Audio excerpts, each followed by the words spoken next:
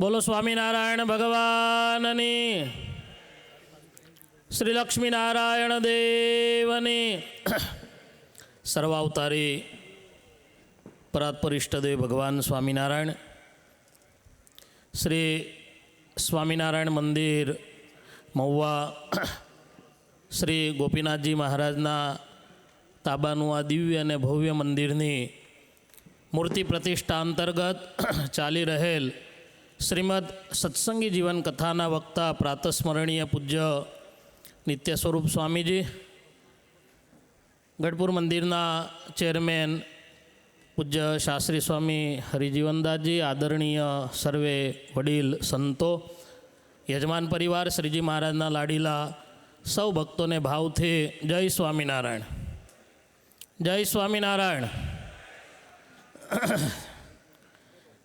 વાલા ભક્તો, વિશેષ વાત નહીં કરું. વડીલ સંતોએ અહીંથી આશીર્વાદ આલ્યા છે.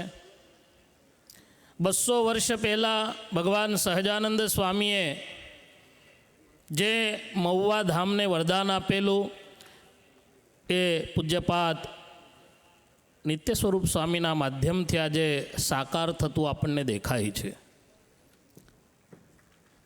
વાલા ભક્તો, અહીંથી મહુવા ધામની ઘણી બધી વાત થઈ છે.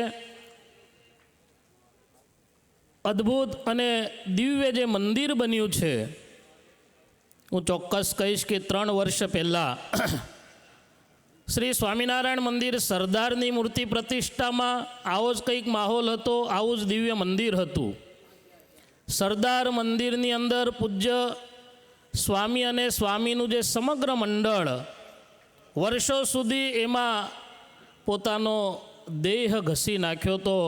પણ હું એનાથી એક ડગલું આગળ એમ કહીશ કે આ મહુવા મંદિરમાં સ્વામી અને સ્વામીના મંડળે પોતાનો જીવ રેડ્યો છે.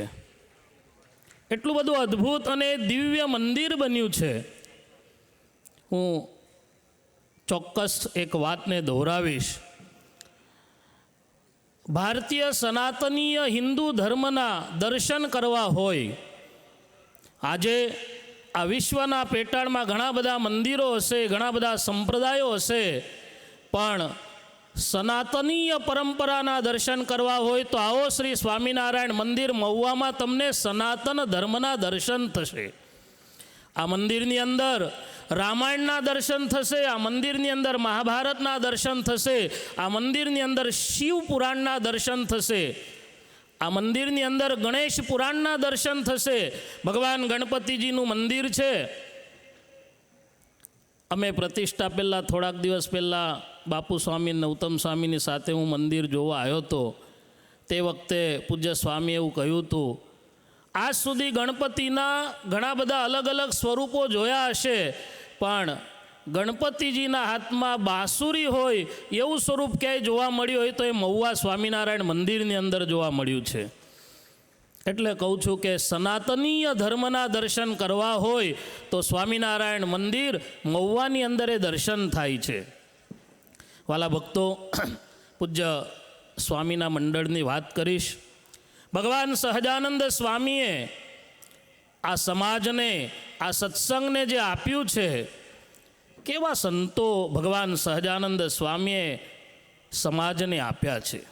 સ્વામિનારાયણ સંપ્રદાયની અંદર આ સંતોની જે તાકાત છે, આ મહુવાનો ઉત્સવ જુઓ, મહુવાનું મંદિર જુઓ તો આ સંતોની તાકાત એનો અનુભવ થશે. સ્વામિનારાયણ સંપ્રદાયની અંદર એવા એવા સંતો છે, કથાકાર સંતો જોવા મળશે, સાથે સાથે સંગીતકાર સંતો જોવા મળશે, સાથે મેનેજમેન્ટવાળા સંતો જોવા મળશે, ભજનિક સંતો જોવા મળશે, ધ્યાનનિષ્ઠ, તપસ્વી, વૈરાગી બધી જ પ્રકારના સંતો સંપ્રદાયની અંદર જોવા મળશે.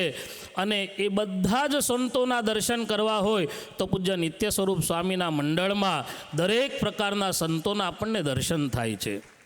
200 વર્ષના ઇતિહાસમાં અહીંયા ઘણા બધા વડીલ સંતો બેઠા છે. નેવું વર્ષ ઉપરાંતના સંતો અહીંયા પૂજ્ય ભક્તિતનય પુરાણી સ્વામી અને ગઢપુર મંદિરના મુખ્ય કોઠારી જે બેઠા છે, 200 વર્ષના ઇતિહાસમાં નંદ સંતો પછી સૌથી કોઈ સંતોનું મંડળ મોટું હોય તો પૂજ્ય નિત્ય સ્વરૂપ સ્વામીજીનું મંડળ છે. સવાસો ત્યાગીઓને એક સાથે રાખી અને એમની પાસે સંપ્રદાયની અદ્ભુત સેવા, સર્વાંગી સેવા કરાવી એ કંઈ નાની સૂની વાત નથી.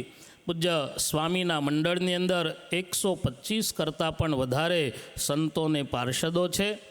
સાથે સાથે સંપ્રદાયની અંદર નંદ સંતો પછી સૌથી વધારે કોઈએ મંદિરો જો બનાવ્યા હોય, કદાચ બનાવ્યા હોય તો ખબર નહીં, પણ 100 કરતાં પણ વધારે મંદિરો બનાવ્યા હશે તો પૂજ્ય નિત્ય સ્વરૂપ સ્વામીના માધ્યમથી મંદિરો બન્યા છે.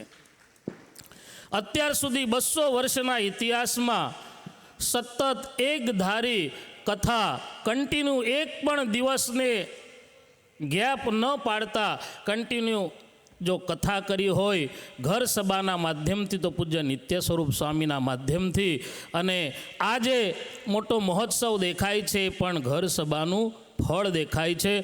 ભક્તો આવો ભગવાનના ચરણોમાં વડતાલવાસી લક્ષ્મીનારાયણ દેવ, હરિકૃષ્ણ મહારાજ, સુરત નિવાસી નારાયણ મુનિ દેવના ચરણોમાં આપણે પ્રાર્થના કરીએ કે સ્વામીના મંડળ દ્વારા જેમ સરદારની અંદર ભવ્ય મંદિર થયું, મહુવામાં થયું, એ પછી ભાવનગર, જગન્નાથપુરી, વિદ્યાનગર, ઘણી બધી જગ્યાએ મંદિરોના કામ ચાલી રહ્યા છે. 3 વર્ષ પછી આના કરતાં પણ વિશેષ ભાવનગરની અંદર પ્રતિષ્ઠાના આપણને દર્શન થાય. આ મંદિરની અંદર જે ભક્તોએ તન મન ધનથી સંતોની આજ્ઞાથી સેવાઓ કરી છે એ તમામને ભગવાન સુખિયા રાખે. એટલી વાત કરી મારી વાણીની વિરામ આપું છું. બોલો સ્વામિનારાયણ ભગવાનની.